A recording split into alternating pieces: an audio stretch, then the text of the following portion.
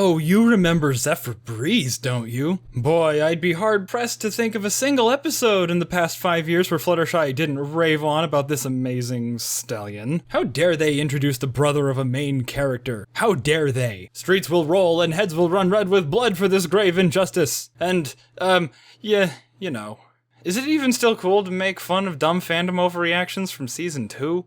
Or are there actually people that are going to say that this guy was more gracefully introduced than Shining Armor, because of course the element of kindness would never talk about her deadbeat brother in front of her friends who all know about him already?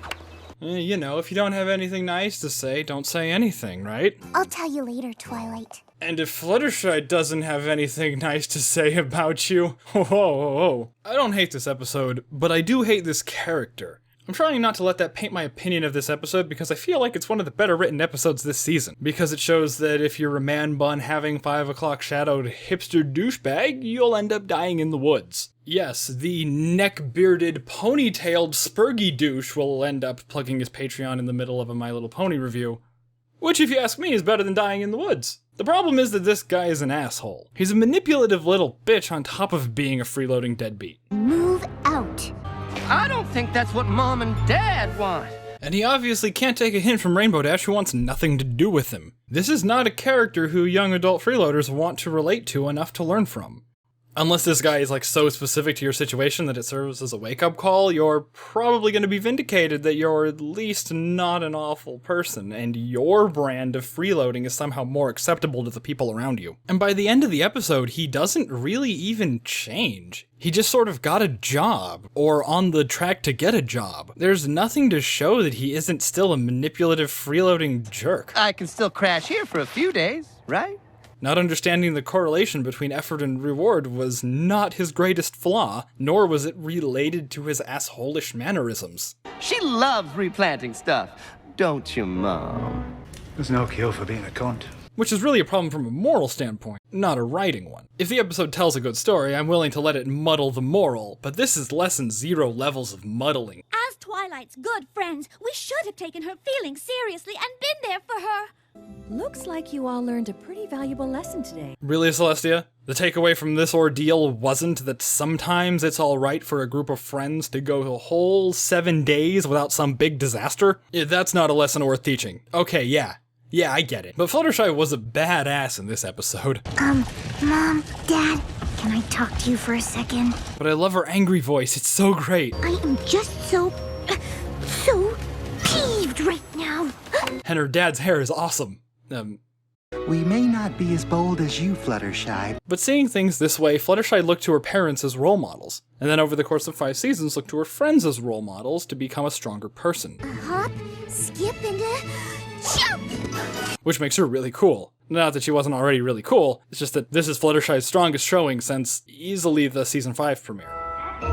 Oh, you're right. They probably would believe me. This Breeze needs his Z's.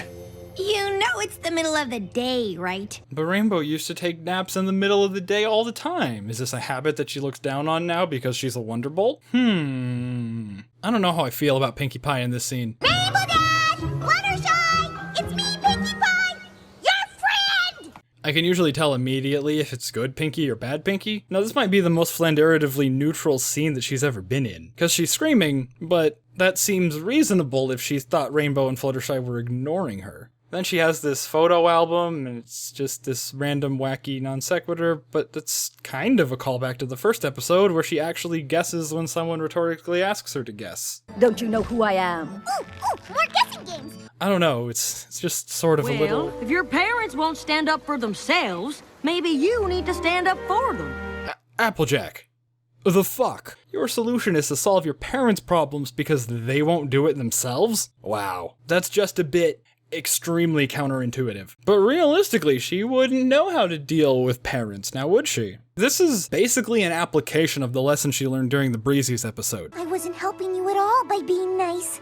And her brother's name has Breeze in it, which raises the question of how pony names work. Thanks for dinner, Mr. and Mrs. Shy. So her name isn't Fluttershy, it's Fluttershy? We've been writing it wrong all these years? Where does Zephyr Breeze come from? Am I just not supposed to be thinking about this? Guess who graduated from main therapy training? Wait, he graduated already? And I know beauty school doesn't take 4 years, but still, did several months pass between this lunch and this dinner? Maybe it's just a friendship problem, and it'll all be cleared up in a half an hour or so. So, in conclusion, episode, good. Moral, questionable. Woods, scary. Please consider supporting me on Patreon. You think he can do it? Everybody has time. Fluttershy, I asked you a yes or no question. You don't have to break into song like that. Remember when he was convinced square clouds were gonna be the next big thing?